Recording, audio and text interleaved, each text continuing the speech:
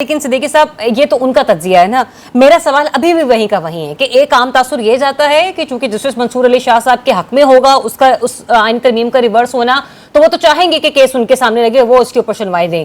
لیکن میرا ماننا یہ بھی کہ اس کے بینیفیشری تو 26ویں جو آئینی بینچ بنا ہوا ہے وہ بھی لوگ تو ہے نا، تو بہتر یہ نہیں ہوگا کہ مطلب ان کی فل کورٹ میں یہ معاملہ چلا جائے کہ جس سے مسائل جو ہیں وہ بہتری کی طرف اس کا کوئی حل نکلتا ہوا ہمیں نظر آئے، کیونکہ یحییٰ آفریدی صاحب تو پروٹوکول انجوائے کرنے کے علاوہ تو کچھ اور کرتے ہوئے ہمیں نظر نہیں آ رہے. ذرا آپ دیکھیں جو کام بدنیتی پہ مبنی ہوگا اس کا رزلٹ کیسے اچھا آ سکتا ہے. جس طرح آئینی ترمیم آئین کی بات ہوتی ہے، آئین مانتا کون ہے؟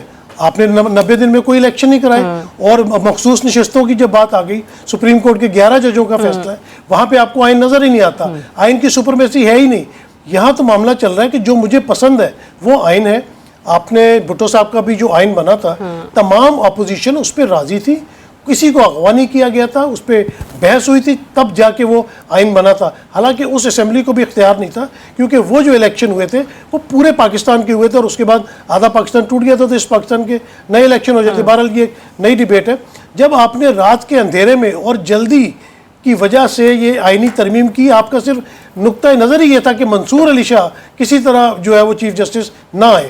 اور جب آپ اس طرح کر کے اپنے فیوریٹ پک اینڈ چوز کر کے آپ آئینی بینچ کے سربراہ لائیں گے، جو خود ہی اپنے آپ کو ووٹ دے کے آئینی بینچ کے سربراہ بن رہے ہیں. یحییٰ آفریدی جونیئر تھے. میرے خیال سے سپریم کورٹ کا یہ سسٹم بہت اچھا چل رہا تھا کہ جو سینئر ہے وہ آٹومیٹیکلی بن جاتا تھا، اور اس میں کوئی ایمبیگیٹی یا کوئی ایسی چیز نہیں تھی. لیکن پہلے آپ نے جسٹس اعجاز الحسن جو اگلے چیف جسٹس ہونے والے تھے، قاضی فائز عیسیٰ، ان کے خلاف جو بھی معاملات ہوئے، پھر آپ نے جسٹس منصور علی شاہ کا رستہ روکا. اور ابھی جس طرح نوشاد صاحب نے کہا ہے کہ آئینی معاملہ وہی بینچ سن سکتا ہے. بھائی جو باقی جج ہے، کیا ان کو آئین پہ کوئی دسترس حاصل نہیں ہے؟ کیا وہ آئین کے ماہر نہیں ہیں؟ جسٹس منصور علی شاہ 100 اختلافات ہو سکتے ہیں، لیکن ان کی کتنی گرپ ہے آئین کے اوپر، ان کے دشمنان بھی مانتے ہیں. سینئر موسٹ ہے. عطر من اللہ صاحب کی کیا جو آئین کے اوپر ان کی تحقیق یا انہوں نے جو کیے ہیں اپنا فیصلہ ایز اے چیف جسٹس اسلام آباد ہائی کورٹ، کسی مطلب اعتراض ہو سکتا ہے، ہم کسی پہ الزام لگا سکتے ہیں کہ بھی اس نے فلاں کا ساتھ دیا، لیکن جج تو ہے نا. یا تو ہم سپریم کورٹ کو نہ مانیں، ان کے ججز کو نہ مانیں.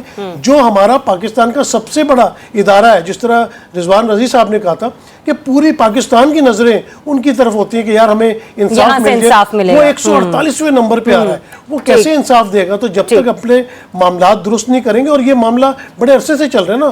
فائز عیسیٰ صاحب بھی خط لکھا کرتے تھے، جب وہ خود آ کے بیٹھے تو وہ اور ایک عام تاثر یہی قائم ہو رہا ہے کہ یہ معاملہ بھی یہیں پر نہیں تھمے گا، یہ مزید اس میں جو ہے نا آگے چل کر 1997 اور 2007 کے واقعات یاد رکھیں کہ جب بھی جج حضرات کھڑے ہو گئے تھے، جو ایماندار ہے، جو نالجیبل ہے، جب جج کھڑے ہوئے تو انہوں نے اس وقت کی نون لیگ کی حکومت کو بھی شکست دی تھی، اور جسٹس افتخار والے دور میں موجودہ اسٹیبلشمنٹ کو بھی شکست دی گئی. حکمرانوں کے خلاف نہیں، آئین کا جو حلیہ ہے نا اس کے بگاڑنے والوں کے خلاف جو ہیں وہ اگر لوگ کھڑے ہو جائیں تو وہ زیادہ امپورٹنٹ ہوگا. بسم اللہ الرحمن الرحیم. ذریعہ بہت شکریہ، آپ نے بہت اچھا پوائنٹ ریز کیا اپنے کوسچن کے اندر. جس طرح میرے بھائی اسحار رانا نے یا رضوان رضی نے بات کی، دونوں نے بالکل صحیح پہلوؤں کے اوپر نشاندہی کی.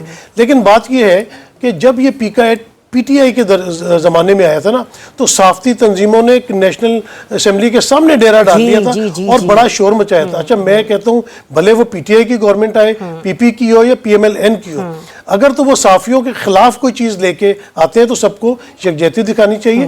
پھر جس طرح رضوان رضی صاحب نے کچھ چیزیں پوائنٹ آؤٹ کی نا، میں 1000% ایگری ہوں کہ یہ چیزیں ہونی چاہیے، سزا اور جزا ہونی چاہیے. کیونکہ جو ہمارا پیشہ ہے نا صحافت، اسحار رانا نے کہا کہ وہ 35 سال سے کر رہے ہیں، میں ان سے تھوڑا سا چھوٹا ہوں گا، میں 30 سال سے کر رہا ہوں. رضی صاحب 50-55 سال سے کر رہے ہوں گے عذرائے تفنن.